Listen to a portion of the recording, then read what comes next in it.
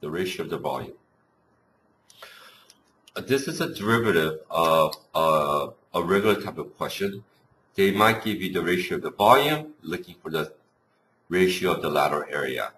Or, in this case, to give you the lateral area, the ratio, you need the ratio of the volume. So either way, he or she, your teacher, is going to put it in many different forms. We know that the ratio of the lateral area is going to be 3 to 48. Reduce that. It's going to be 1 to 16. That's equal to the ratio of the area. To get the ratio of the sides, you have to take the square root.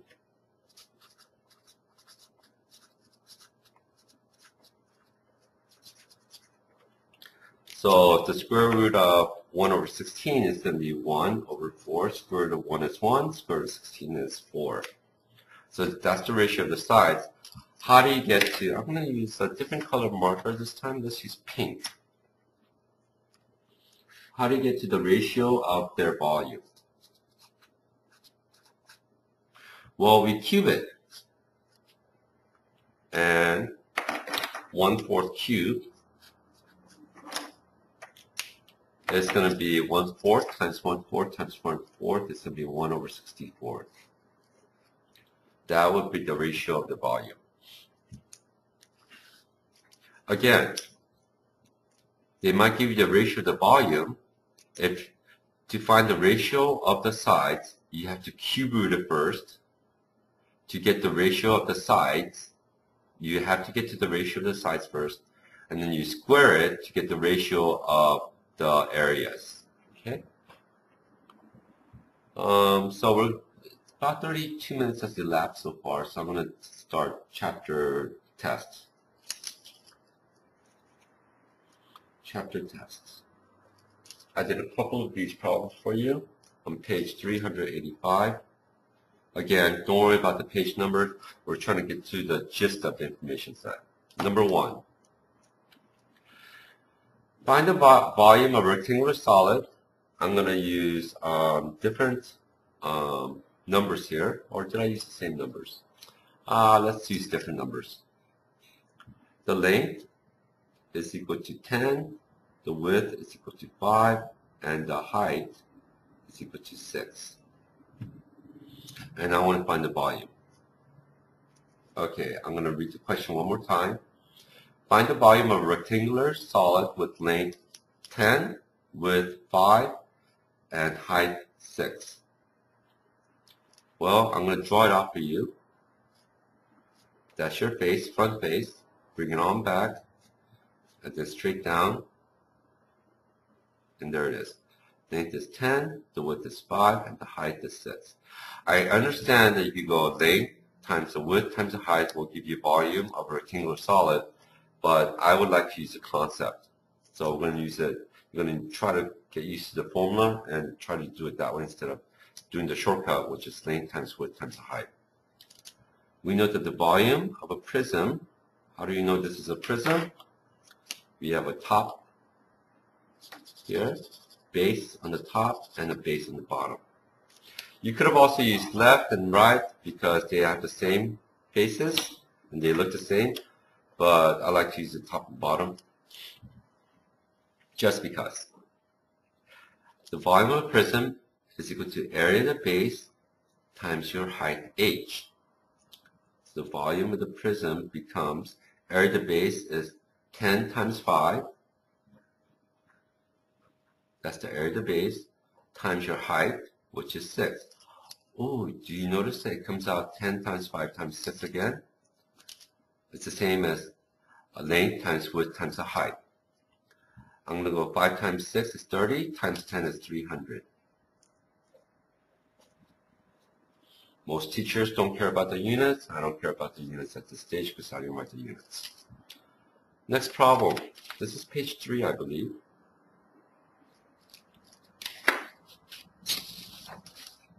Page 4. What problem did I do next? I believe, let's see. I did number 2.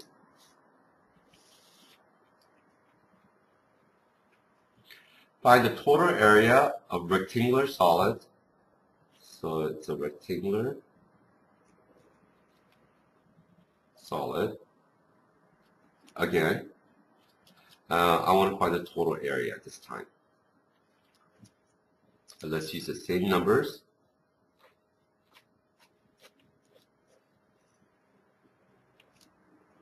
The numbers that I used was, where is the 10, 5, and 6.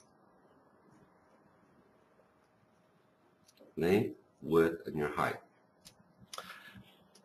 I understand that you could find the area of the face, the front and the back, the left and the right, top and the bottom, and add them all together. Excuse me. But there's also the formula method. I would rather use the formula method. It's a little bit more complicated at the beginning, but I think it will help you in the long run. So let's draw this again. This time, let's call this the bases. It doesn't matter which one you use as a base. As I said previously, you can use the front and the back, the top and the bottom, or the left and the right. So let's try to see how this one would work. Okay, I'm going to draw the front face so it looks a little bit more clear. And here, the back. Okay, so there it is. Total area is equal to the lateral area plus 2 times the area of the base. Write this down. This is the concept. Write the concept down every single time before you write the actual problem, try solving the problem. The total area, the lateral area is the perimeter of the base times your height h. Notice it's a little bit different than this h right over here, plus 2 times the area of the base. Total area is equal to the perimeter of this right here. I'm going to label it 10, 5, and 6 here so that I know which one's which. The perimeter of that base is going to be 5 plus 6 is 11, plus another 11 is 22. Times the height, there's your height of 10. Plus 2 times area of the base is not the perimeter, we're multiplying it, so it becomes 30. Total area should be 220 plus 60 should be 280 units. Let me make sure I got that one right. Number 2, where is it? Did I do it? Somewhere it's here, somewhere. I don't see it.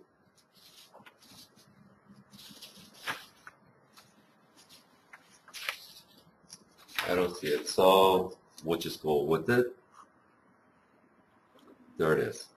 You could have used the front and the back. You should get the same answer. Let's do it again. Lateral area is equal to the perimeter of the base times the height. Lateral area is perimeter of the base times your height, plus 2 times the area of the bases. The lateral area is perimeter of the base is 5 plus 6 is 11, plus another 11 is 22 times height, which is 10, plus 2 times the area of the base is 30. 220 plus 60 is 280. Seems right. Next problem. Which one did I do? I'm trying to find the pages for this.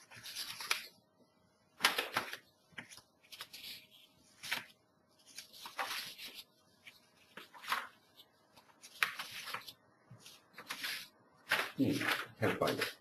Anyways, so I have about a good 10 minutes left, so let's do some more problems here. Number 3, I have a Q. This time, that's a keyword.